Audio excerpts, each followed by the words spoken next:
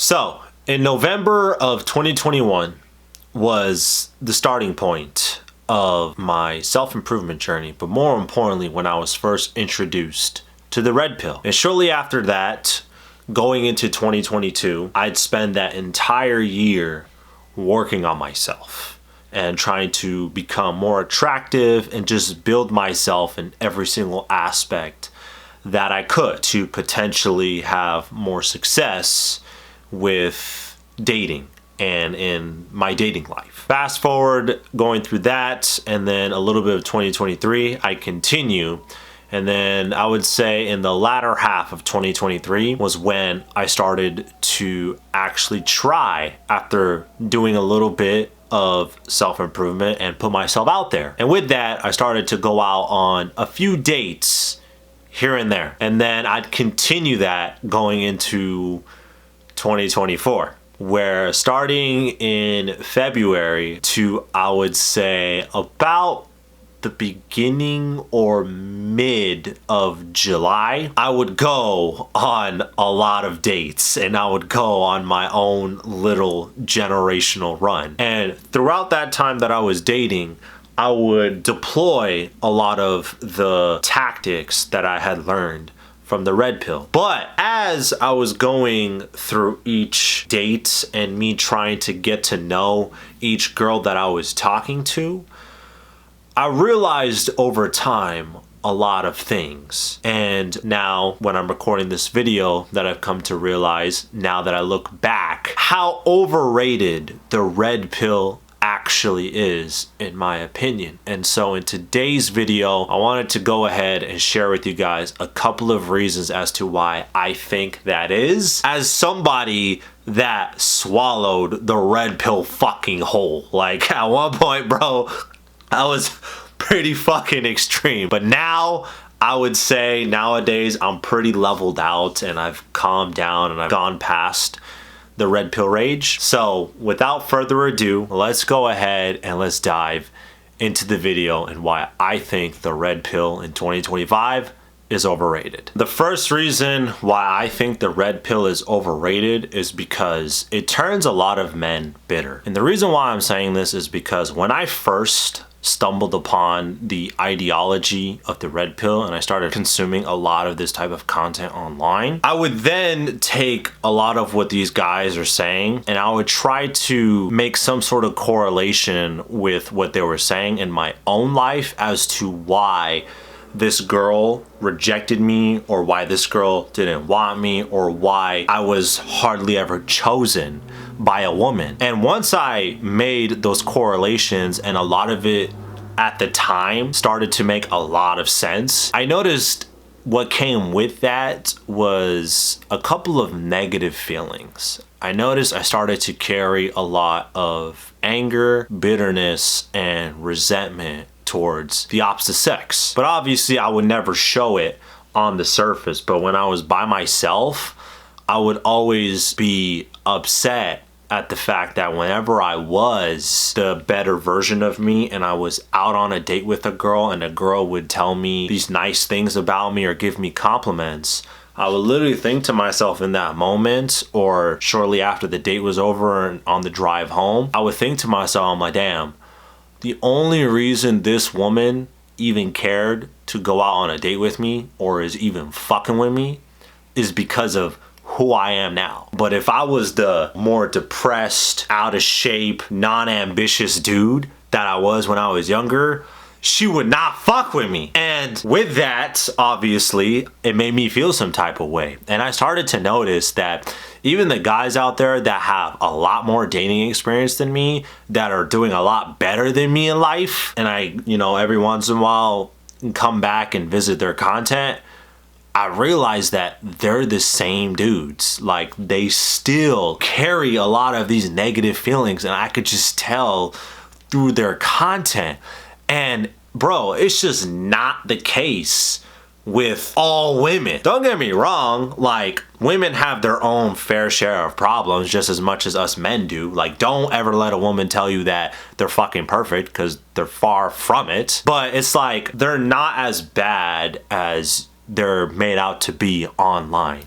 And so there's no reason for you to continuously be bitter and, more importantly, be angry and have negative feelings towards them. Like, as a man, you just got to realize that that's the reality of the world, and that's the reality of how, I guess you could say, modern day women operate.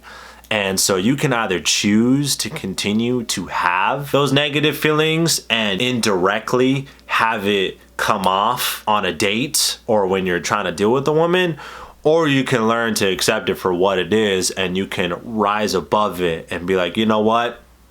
Even though this is how it is with women, or, you know, I might stumble across these types of women, or I may have these negative feelings, there is no point in me trying to continue to carry these negative feelings and these negative, I guess you could say, ill will towards women, because it's not going to affect nobody but myself and how I go about living my life. Now, the second reason why I believe the red pill is overrated is because depending on how much content you consume, eventually with you watching so many hours of red pill content, you're eventually going to have an unrealistic view and expectation of women. And the reason why I say this is because when I first got into dating, I had all these pre-assumptions about women, and a majority of women, or you can even say all women on the fucking planet. But shortly after I got into dating and I started to go out on dates frequently, I would say a good amount of those assumptions were completely shot down and were deemed to be false.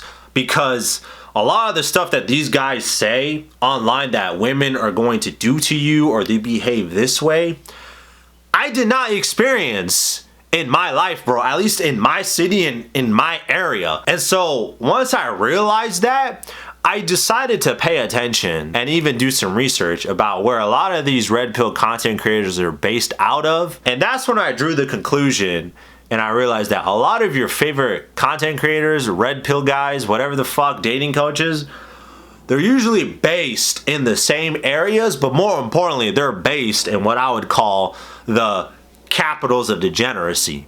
Cities like LA, Miami, Houston, Atlanta, maybe even New York.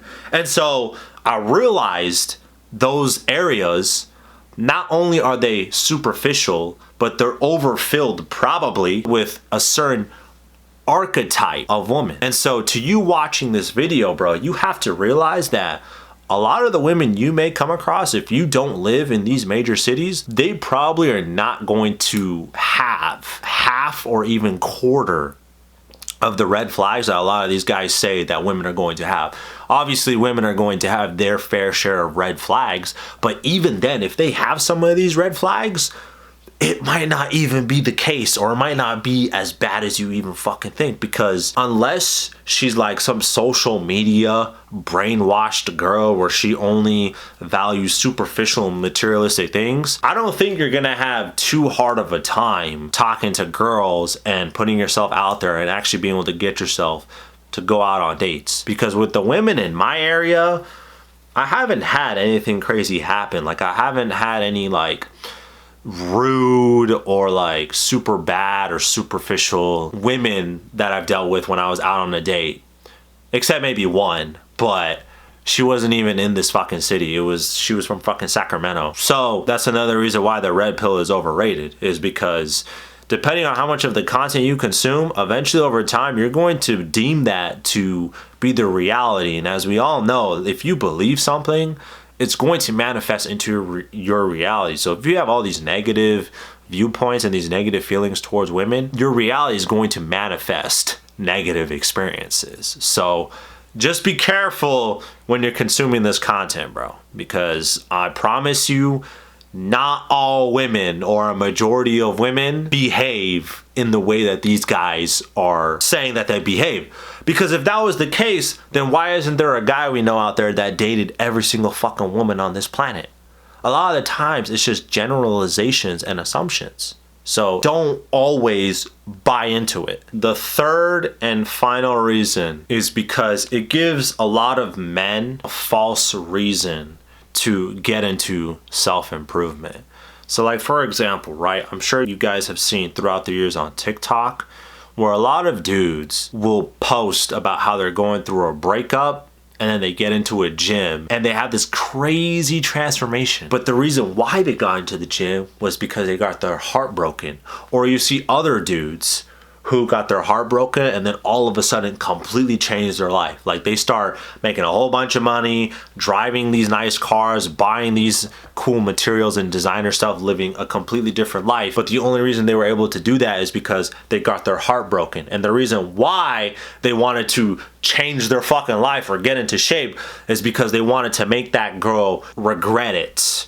Or if they're a guy out there that has had zero dating experience, they want to make all the women that supposedly passed them up regret it for not choosing him. And I was only able to realize this because as somebody that prior to, like I said, in 2023, where I had zero dating experience, I wanted to make the women that didn't necessarily choose me in high school or the little one-off rejections that I had to regret it for not fucking with me, because I genuinely am a good guy. I know how to treat a woman. I know how to do all these things. But for some odd reason, growing up, women never chose me. And for a while, I know now, but for a while, it didn't make sense to me. And so when I got into self-improvement, it was just for the simple fact of me trying to protect myself, but more importantly, to make myself feel better as to why these girls didn't choose me. And I wanted, more importantly, to make them regret it. Like, ha, this guy broke up with you, you should have chose me.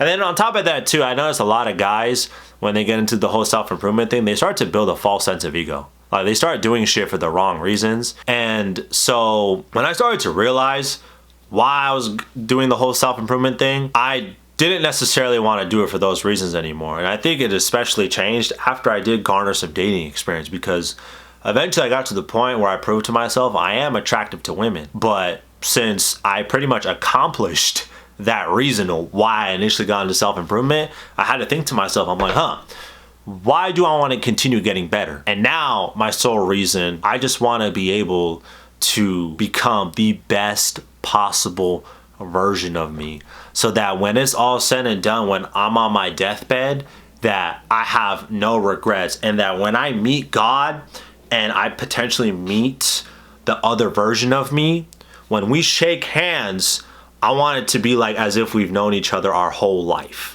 And on top of that too, it's also been fun documenting my journey for you guys, because a lot of you guys, surprisingly, have found my content pretty helpful and at times entertaining. So I really appreciate that. And that also is what keeps me going, is I want to be able to help you guys watching this video cut corners and not make the same mistakes that I did. And so if you're somebody out there, if you're a guy out there watching this video, before you get into the whole self-improvement thing, if you're just watching the red pill and self-improvement content right now, ask yourself why you're trying to get into it. And if you realize that these aren't the reasons why you genuinely want to do it and it's not you, figure out a better reason as to why you would want to get into self-improvement and stick to that reason, because I promise you, you will be able to continuously improve for a longer period of time. Because had I stuck to the superficial reasons, I literally have no other reason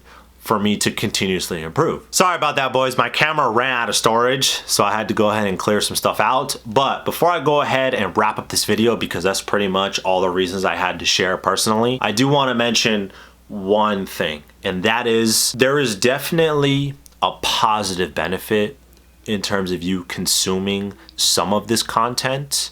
And I'm not gonna sit here and lie to you. That whole thing about the red pill and the self-improvement, more so the concept of the self-improvement that's come from the red pill, it genuinely benefited me and changed my life. But not only that, there is definitely some truth to it. Like, I cannot deny that. Like, I've definitely learned that there's definitely some truth to it. So if I were you, I would just be red pill aware. And if you're in the beginning stages of you applying that ideology, I want you, for a certain period of time, apply everything, and then based upon what you learn, figure out what works and throw out what doesn't work. Because I've noticed with a lot of guys out there, even with some of the stuff that they find out doesn't work, for some reason they still try to keep themselves in that state of mind And that's what continues to drive them to have negative experience, not only with women in dating, but negative experiences in their life. I hope you guys enjoyed the video, and I hope you guys found some value out of this. And if you did, be sure to smash the like button for your boy. Drop a comment down below. Subscribe if you're new, because we're on the road to 2K. And last but not least, turn on my post notice bell so you never miss out on any of my future video uploads. I want to thank you all for your continuous love and support, and I'll catch y'all in my next video. Peace.